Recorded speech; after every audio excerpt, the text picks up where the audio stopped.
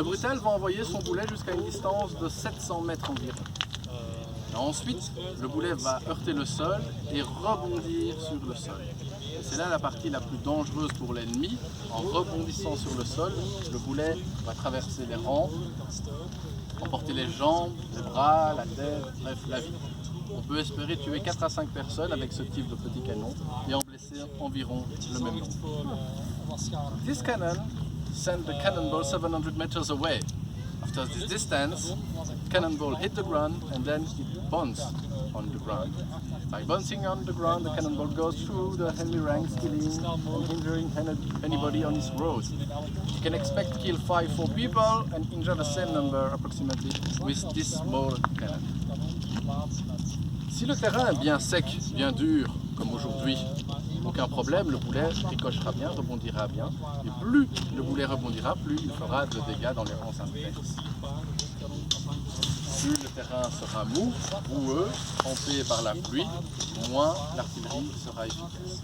Peut-être que vous le savez, mais la veille de la bataille de Waterloo, ici, il y a énormément de pluie qui s'abat. Et donc, le matin du 18 juin, le terrain est détrempé, boueux, et ce qui fera que l'artillerie sera moins efficace cette journée-là. So, if the ground is very dry, like today, no problem, the cannonball bounces very well. But if the ground is muddy, the cannonball didn't bounce so well. And maybe you know, the day before the Battle of Waterloo, it was raining a lot here, so the ground is very muddy. And this is the reason why the French artillery, but also the British artillery, weren't so efficient during the battle, because of the weather forecast. Nous avions besoin historiquement de 8 artilleurs pour procéder au rechargement de la pièce, pour faire le service de la pièce. Et ces 8 artilleurs étaient capables de tirer 2 coups à la minute. Ils étaient très bien entraînés et ils avaient tous une tâche précise à faire, à effectuer, pour être le plus rapide possible. Alors aujourd'hui, nous ne sommes que 2. Donc nous allons faire notre possible, notre maximum pour être aussi rapide qu'il y a 200 ans. So, normally we need 8 artillerymen to reload the cannon, and these artillerymen were able to shoot 2 times a minute. That's quite fast. They were well trained. Today we are only 2, so we're gonna do our best to be as quick as possible. 2 times a minute, okay? All the artillerymen is a special thing to do. We're gonna now start the reloading, and then after we shoot. Just before we shoot, I will scream in French, attention feu, feu, fire. Then after it's gonna make a lot of noise. Ah, yeah. So, if you wouldn't like to become deaf like the Napoleonic soldiers after a few times into the army, I suggest you to open your mouth and close one of your ears like this. Okay, you protect your ears. And then after the shot I will come back to you to give you the last explanation and to details all the different steps of the reloading of the gun. Okay? Thank you for your attention.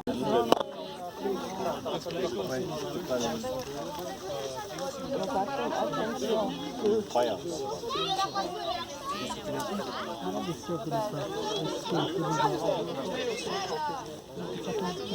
What is he gonna light it?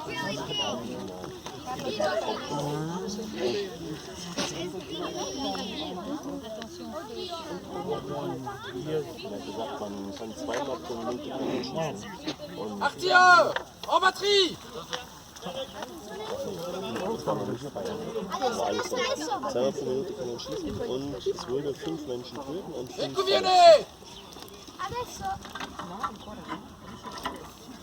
In der näheren Umgebung, oder? Ja, es gibt 700 Meter weit und da wo er aufsteht. Also. Ist das eine echte Kugel? Refoulez!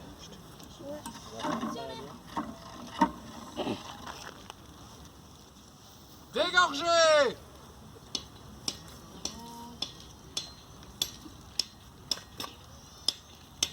Amorcez!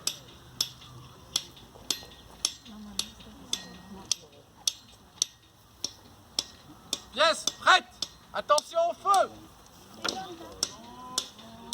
Feu! Ça bouge! Con un solo?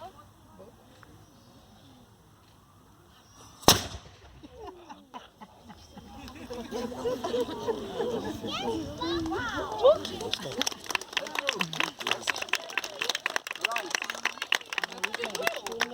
I repeat for everybody. This is the smallest one. Okay? The smallest. Could you imagine hundreds of cannon bigger than this one firing 2 times a minute? Hours and hours during the battle. It was terrifying. So much smoke, so much noise, but very little effect the day of the battle because of the weather forecast.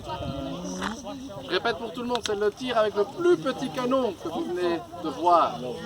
Pouvez-vous imaginer des canons qui tirent 2 coups à la minute pendant des heures?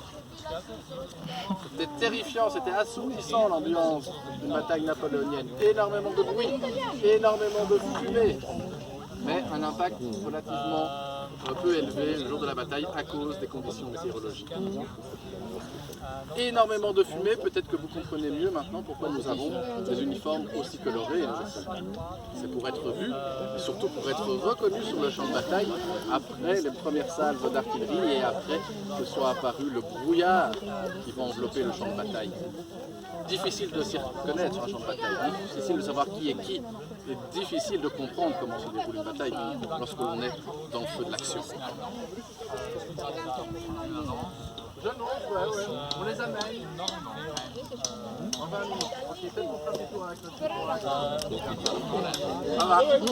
So, a lot of smoke. Maybe you understand better why we are so much colorful uniform. To be seen, to be recognized by the officers with the smoke of war from the first shot in the battle. So it was very difficult to know from which side you were during the battle, especially if you are engaged to the war. Okay. There were 246 cannon in the French army only at Waterloo. 150 on the Allied side, under the command of the Duke of Wellington, and I'll tell you about the Prussian army coming from this part of the battlefield during the afternoon. So yes, a lot of smoke, a lot of noise. Il y avait 246 canons de plus gros calibre que celui-ci dans l'armée française uniquement à Waterloo. 152 du côté de Wellington, et je ne vous parle pas de l'artillerie prussienne qui va arriver de ce côté-là du camp de bataille durant l'après-midi pour prendre l'armée de Napoléon par le flanc droit. Donc on n'y comprend pas grand-chose dans le camp de bataille, très difficile de s'y retrouver. Alors si vous voulez apprendre un petit peu plus en détail le rechargement du fusil, je vous explique les différentes étapes, je vais le faire. Et ensuite, on pourra se rendre vers le terrain de manœuvre où les troupes vont faire une petite escarmouche juste pour vous aujourd'hui. Ça, c'est un programme spécial pour vous.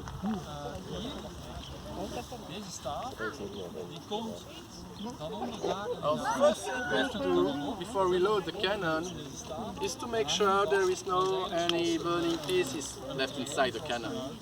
Because we're gonna put a new cartridge inside, so if it's still burning inside, it will be very dangerous for us.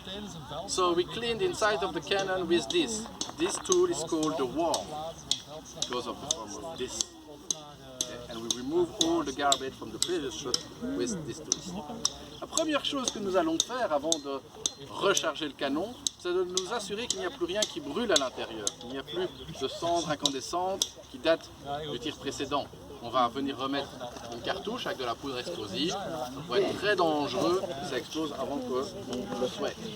Donc on va utiliser ceci qu'on appelle un écouvillon et qui nous permet de retirer tout ce qui traîne à l'intérieur. Donc le premier ordre, écouvillonner. Voilà. Maintenant, nous espérons que le canon est propre à l'intérieur. The cannon is clear inside. And we can bring a new cartridge. And I take a new cartridge into the box. On va saisir une nouvelle gargousse. La gargousse, c'est le nom que l'on donne aux cartouches pour le canon. C'est un tube en lin ou en papier qui contient la dose de poudre noire, mais également un petit sabot en bois sur lequel vient se fixer le boulet grâce à 2 lanières métalliques. Tout est prêt à l'emploi, tout est fait pour que les artilleurs soient les plus rapides possibles sur le champ de bataille. 2 coups à la minute, n'oubliez jamais. So this is what a cartridge looks like. It's a tube in liner where you can find inside the black powder, but also the cannonball. All is ready to be used by the artilleryman to be as quick as possible on the battlefield. I bring the cartridge avec the left of the cannon, j'amène la gargousse par la gauche du canon et je fais un rechargement par l'avant, par la bouche du canon. I reload by the mouth of the cannon, by the front of the cannon. And then after I'm gonna push back the cartridge inside with my ramrod. Je vais ensuite la refouler, la pousser à l'intérieur du fût du canon avec le refouloir.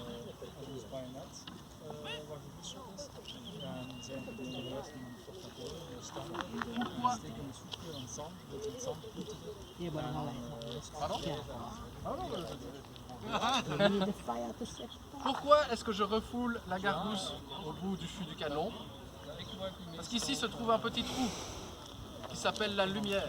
Et c'est par la lumière que je vais procéder à la mise à feu. So here, you can't see it from where you are, but there is a hole called a touch hole. And I use a touch hole to light the cannon. You have to imagine the cartridge is now here inside. Vous imaginez maintenant que la gargousse est ici à l'intérieur. Je vais venir la percer avec un dégorgeoir, une pique en métal que j'introduis par la lumière qui me permet de faire un petit trou dans la gargousse, en lin ou en papier. I make a little hole into the cartridge by the touch hole with this called the pricker.